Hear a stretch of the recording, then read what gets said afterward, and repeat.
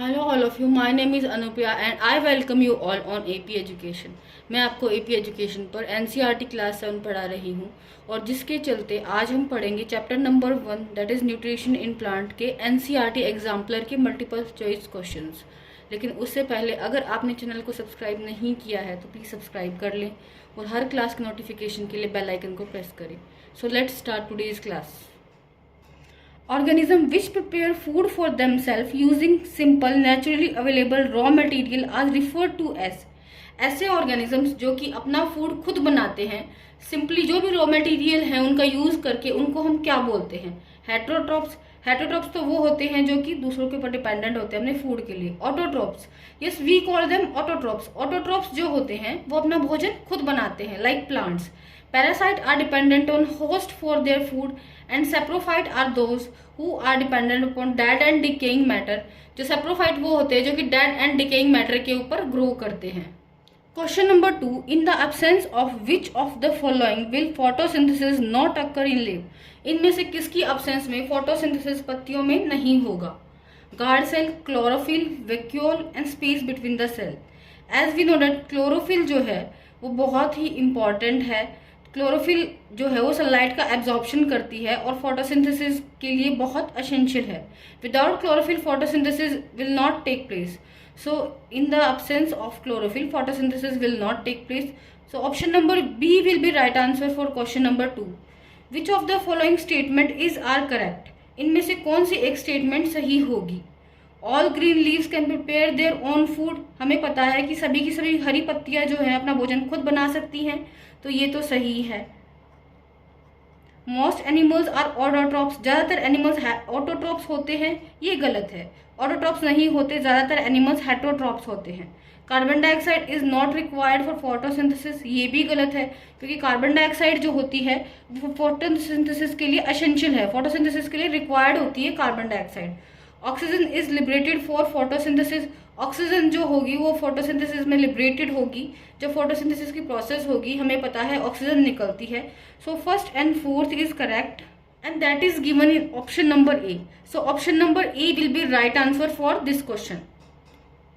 Picture plant trap insect because it is a heterotroph, grows in soil which lack of nitrogen, does not have a chlorophyll, have a digestive system like human being.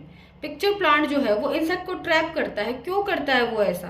क्योंकि pitcher plant जो होते हैं वो soil में तो grow करते हैं लेकिन उनके अंदर नाइट्रोजन की कमी होती है, इसके लिए वो जो इंसेक्ट होते हैं उनको ट्रैप करते हैं और खाते हैं।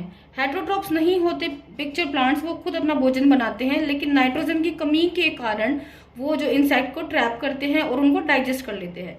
So pitcher plant grows in soil which lack of nitrogen. Pitcher plant ऐसी सॉइल में ग्रो करते हैं जहां पे नाइट्रोजन की कमी होती है। सो क्वेश्चन नंबर बी के लिए option number B will be right answer. The term that is used for the mode of nutrition in yeast, mushroom and bread moulds is. जो ईस्ट में और मशरूम और ब्रेड मॉल्ट्स के अंदर nutrition होता है उसको हम कौन सा न्यूट्रिशन बोलेंगे? ऑटोट्रॉप्स। क्या वो अपना भोजन खुद बनाती हैं? नहीं, these are not autotrophs. Insectivorous, insectivores भी नहीं होते, ये इंसेक्ट को डाइजेस्ट नहीं करते। Saprophytes, yes these are saprophytes. Saprophytes होते हैं क्योंकि ये डेड एंड डिके मैटर के ऊपर ग्रो करते हैं, इसलिए these are saprophytes. So yeast, mushroom and bread moulds is saprophytic. Question number 5 के लिए option number C will be right answer. When we observe the lower surface of leaf through a magnifying lens, we see numerous small openings. Which of the following is the term given to such openings? जब हम देखते हैं leaf के ऊपर तो बहुत सारे numerous openings होती हैं, तो हम क्या बोलते हैं? जो लीफ के ऊपर ओपनिंग होती है उसको हम क्या बोलते हैं? तो that opening is called stomata. उस ओपनिंग को हम स्टोमेटा बोलते हैं।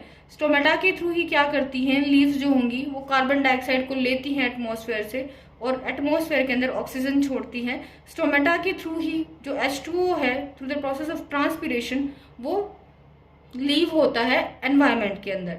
सो क्वेश्चन नंबर 6 के लिए option number A that is stomata will be right answer. Two organism are good friends and live together. दो ऑर्गेनिज्म हैं वो अच्छे दोस्त हैं और एक साथ रहते हैं। One provides shelter, water, nutrients, while the other prepare and provide food. Such an association of organism is termed as।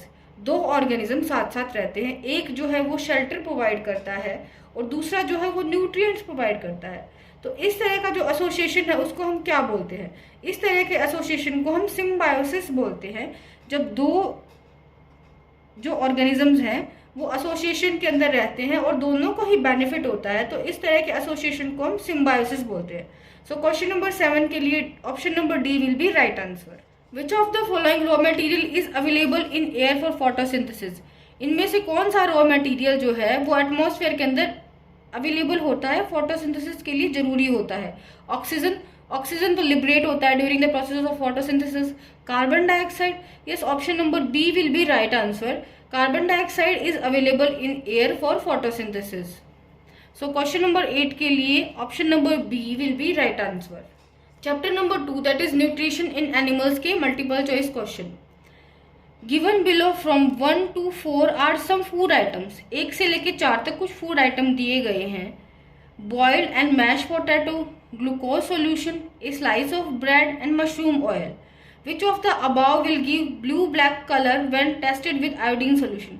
हमें पता है जो स्टार्च होगा वो ब्लू ब्लैक कलर देगा आयोडीन टेस्ट के साथ, और स्टार्च जो है वो किस में होता है? बॉइल्ड एंड मैश्ड पोटैटो में होता है, और ब्रेड ऑफ स्लाइस के अंदर क्या होता है? स्टार्च होता है। So first and third, that is first and third will given in option number B. Question number 1 के लिए option number B will be right answer, क्योंकि स्टार्च जो होगा वो क्या देगा? आयोडीन के साथ ब्लू ब्लैक कलर देगा। अगर हम फूड को टेस्ट करेंगे आयोडीन के साथ में, तो अगर स्टार्च प्रेजेंट है तो वो ब्लू ब्लैक कलर देगा। ग्लूकोज क्या होता है? ग्लूकोज तो सिंपलेस्ट फॉर्म होता है, डाइजेस्ट होने के बाद में जो फूड जो फाइनल प्रोडक्ट होता है वो क्या होता है? जो सेल्स के अंदर होता है वो ग्लूकोज होता है। मस्टर्ड ऑयल तो एक फैट है। Which of the following pair of teeth differ in structure but similar in function? So molar and premolars are differ in structure but similar in function, क्योंकि canine जो होते हैं वो तो क्या करते हैं? फूड को टीयरिंग करने के काम आते हैं, incisor cutting, and molar and pre molar जो होते हैं वो फूड को ग्राइंडिंग करने के काम आते हैं। तो मोलर एंड प्री मोलर का जो फंक्शन होता है वो तो सिमिलर है, लेकिन इनका स्ट्रक्चर डिफरेंट होता है। तो क्वेश्चन नंबर 2 के लिए option number B that is molar and premolar will be right answer. Read carefully the given term below. Which of the following set is the correct combination of organ that do not carry any digestive function? कौन सा एक set of organs है जो कि किसी भी तरह का कोई डाइजेशन नहीं करता है? ऊसोफेगस, हमें पता है ऊसोफेगस में किसी भी तरह का डाइजेशन नहीं होता।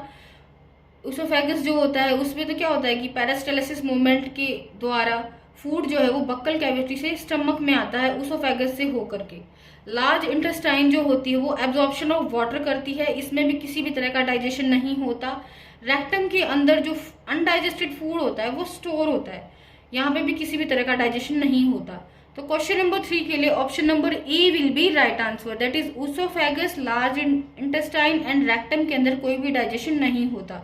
बकल कैविटी में जो डाइजेशन होता है, हमें पता है कि स्टार्च का डाइजेशन बकल कैविटी में होता है। स्मॉल इंटेस्टाइन के अंदर भी डाइजेशन होता है। अगर एक भी ऑप्शन मिल गया जिसमें डाइजेशन हो रहा है तो वो तो गलत हो जाएगा। Question number 4, the solid food move downwards in the alimentary canal because of. जो हम फूड निगलते हैं वो नीचे की तरफ जाता है एलिमेंट्री कैनाल में, क्यों जाता है? A force provided by muscular tongue, क्योंकि टंग जो है एक वो फोर्स लगाती है। The flow of water taken with food, क्योंकि जो हम पानी जो है वो फूड को नीचे लेके जाता है। ग्रेविटेशनल पुल, कोई ग्रेविटेशनल पुल होता है जो फूड को नीचे की तरफ खींचता है। या फिर the construction of muscle in the wall of food pipe. हमें पता है जो फूड हम खाते हैं जब उसको निगलते हैं तो वो नीचे की तरफ जाता है पेरिस्टालसिस मूवमेंट के दौरान, और वो क्या होती है? Construction and relaxation of muscles होती है ऊसोफेगस की, और फूड पाइप की construction and relaxation of muscles की वजह से भोजन जो है वो नीचे की तरफ जाता है। सो क्वेश्चन नंबर 4 के लिए option number D will be right answer. The acid present in stomach kill the harmful bacteria that may enter along the food. हमें पता है एसिड जो होती है स्टमक के अंदर वो हार्मफुल बैक्टीरिया होते हैं उनको किल करती है, ये तो ठीक है, that is option number 1 will be correct answer. Protect the stomach lining from harmful substances, ऐसा तो नहीं होता। म्यूकस जो होता है वो स्टमक की लाइनिंग को प्रोटेक्ट करता है एसिड से। Digest starch into simple sugars, ऐसा भी नहीं होता। मेक द मीडियम एल्कलाइन, वो तो एसिड जो है वो तो स्टमच के एनवायरनमेंट को एसिडिक करता है. So option number A will be correct answer, that is kill the harmful bacteria that may enter with food. The finger-like outgrowth of amoeba help to ingest food. However, the finger-like outgrowth of human intestine help to, जो finger like outgrowth होती हैं amoeba के अंदर, वो food को ingest करने के काम आती हैं, फूड को इंजेक्ट करने के काम आती हैं. लेकिन जो फिंगर लाइक प्रोजेक्शंस होती हैं ह्यूमन बींग्स के अंदर, वो किस लिए काम आती हैं?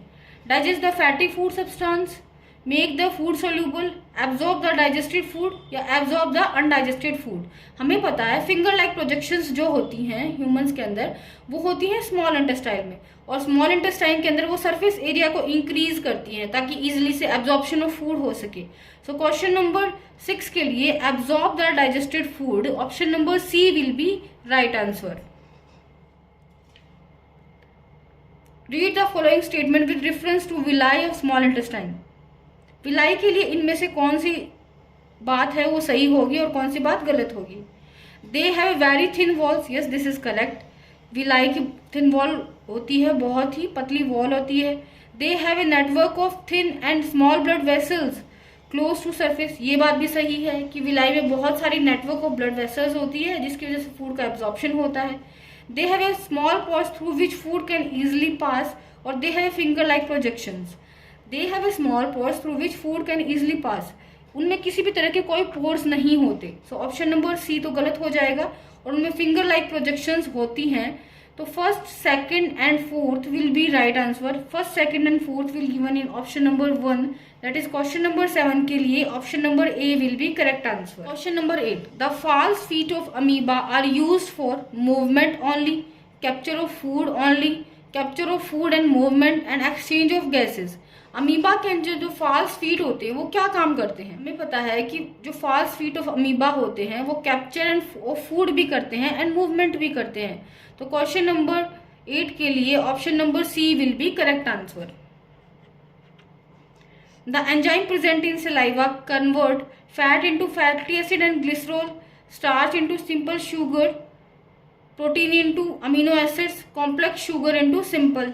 तो हमें पता है कि जो एंजाइम प्रेजेंट होते हैं सलाइवा के अंदर, माउथ के अंदर, वो स्टार्च को सिंपल शुगर में कन्वर्ट करते हैं. वहाँ पे कार्बोहाइड्रेट का डाइजेशन होता है और हमें सिंपल शुगर मिलता है. तो क्वेश्चन नंबर 9 के लिए option number B will be correct answer. Curd is the name given to food of ruminants which is swallowed and digested, swallowed and partially digested, properly chewed and partially digested, properly chewed and completely digested. Curd जो होता है हमें पता है वो निगला हुआ जो खाना होता है रूमिनेंट्स के अंदर, उसको हम कर्ड बोलते हैं. swallowed and partially digested. तो क्वेश्चन नंबर 10 के लिए option number B will be right answer. Question number 11, choose the correct order of terms that describe the process of nutrition in ruminants. Correct order बचाओ जिस process से ruminants के अंदर digestion होता है. swallowing, partially digestion, chewing of curd, complete digestion. हाँ ये तो सही है, पहले वो स्वेलो कर लेते हैं, पार्शली डाइजेस्ट करते हैं, फिर कर्ड जो होता है वो पार्शली डाइजेस्टेड फूड होता है, उसको क्या करते हैं वो दोबारा से चू करेंगे, फिर कंप्लीटली डाइजेस्ट हो जाएगा वो. चूइंग ऑफ कर्ड स्टार्टिंग में वो नहीं करते. तो क्वेश्चन नंबर 11 के लिए option number A will be right answer. Chewing of curd दोबारा से वो नहीं करते, स्टार्टिंग में स्वेलोइंग करते हैं. स्वेलोइंग, चूइंग एंड मिक्सिंग इस तरह का भी कुछ नहीं होता. सो क्वेश्चन नंबर 11 के लिए ऑप्शन नंबर ए जो था वो करेक्ट आंसर था. Question number 12, cellulose rich food substances are good source of roughage in human beings because human beings do not have a cellulose digestive enzyme. Cellulose get absorbed in human blood and convert into fibre. The cellulose digesting bacteria convert cellulose into fibre. Cellulose break down into smaller components which are ingested as a roughage. हमें पता है cellulose जो होता है उसको digest करने के लिए एंजाइम तो नहीं होते ह्यूमन बींग्स के अंदर, लेकिन सेलुलोज जो है वो हमारी डाइट का एक एसेंशियल कंपोनेंट होता है क्योंकि वो रफेज की तरह काम करता है. तो क्वेश्चन नंबर 12 के लिए option number D will be right answer, that is cellulose break down into simple components which are ingested as a roughage. तो ये थी आज की क्लास. आई होप आपको आज के सभी क्वेश्चंस अच्छे से समझ आ गए होंगे. अगर कोई भी क्वेश्चन समझ नहीं आया है तो प्लीज़ कमेंट सेक्शन में बताएं, और अगर क्लास अच्छी लगी है तो please like share and subscribe this channel. Thanks for watching.